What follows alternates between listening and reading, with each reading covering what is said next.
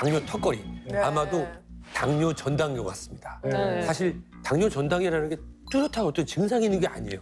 그러니까 뭐라고 하냐면 당은 높지만 나는 당이 아니야.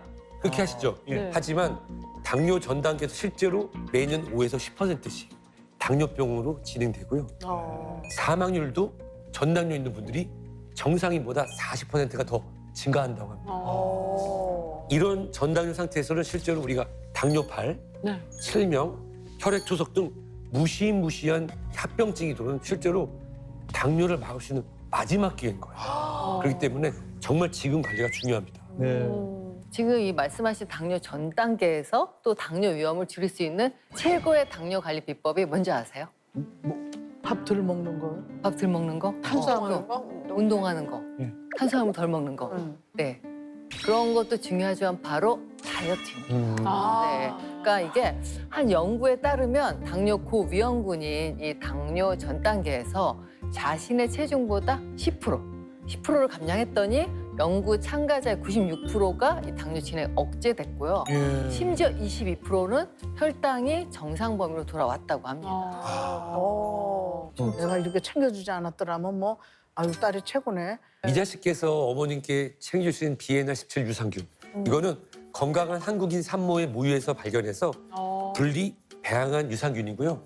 정식 명칭은 락토바실러스 가세리 비엔나17입니다. 이런 비엔나17 유산균은 세계적으로도 그 기능성을 인정받았는데요. 실제로 2018년 미국에서 올해 체중 관리 원료상 1위, 2020년 아시아 태평양에서 올해의 프리바이오틱상, 그리고 2022년 4월에는 한국의 노벨상이라고 불리는 장영실상을 수상했어요.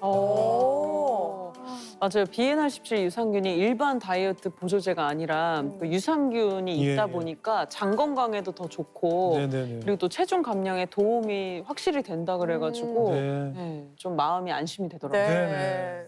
네, 맞습니다. 사실 우리가 살이 찌는 이유 중에 하나가 장내 세균의 불균형 때문인데요. 잘못된 식습관이라든가 우리가 뭐 잠을 못 자는 이런 생활 습관 이런 것들로 인해서 장내 세균의 균형이 깨져버리면 유해균의 비율이 늘어나게 됩니다. 근데 그렇게 되면은 살이 찌는 체질로 변하게 되는 거죠. 그 이유는 이 유해균이 체내 지방 생성을 유도하고 유해균은 지방 연소하고 체중 감소를 돕는 그런 역할을 담당하기 때문이에요. 실제로 비만한 사람의 장내 세균을 분석했을 때 유익균보다는 유해균이 상대적으로 더 많이 관찰되었다고 합니다. 정말로 이 장 건강과 비만은 정말로 긴밀한 관계를 유지하고 있습니다. 따라서 비만을 예방하기 위해서는 장내 세균의 균형을 잡는 것이 정말 중요한데요.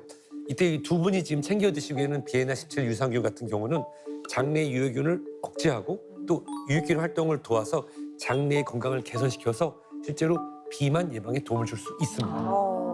또 뿐만 아니라 장내 세균의 불균형으로 발생하는 장질환 중 하나인 과민대장 증후군 환자에게 비엔알17 유산균을 8주간 섭취시켰더니 뭐 설사, 복부 통증 및 이 팽창, 또 잦은 배변 빈도수가 개선됐을 정도로 이 장 건강을 돌보는데 건강을 준다는 연구 결과도 있습니다.